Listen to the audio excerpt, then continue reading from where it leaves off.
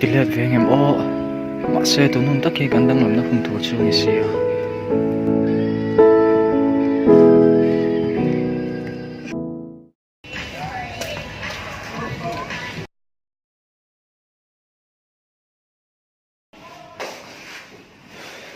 chúng ta riêng là cái gì đó biết rồi chứ mà nó là về cho biết không có anh có quan cái gì đó sao chứ thì cái mình dùng thì sao rồi cái thì biết rồi chứ mình thì biết có sao cũng được có lòng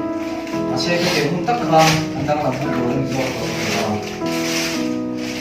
thì biết mai sinh lệ mỗi lần tất cả các nhân học sinh mình bảo rằng số tiền thì chịu thì số thì không số mà số cái KTP sport cái cái Rowlands cho tất cùng những đầu tiên member tổng số tiền các sinh viên thì đang nhận phần là tiền thì xuân KTP thì trở lại tiền cảnh sát lại cùng xin na ôn một biết về số cái này thì nó sẽ tiếp tục xin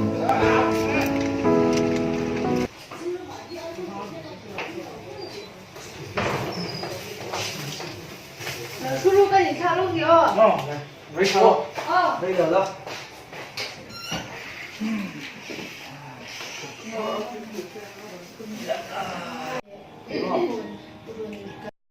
Zanin kan sarma ngai thak chu a tha hle mai a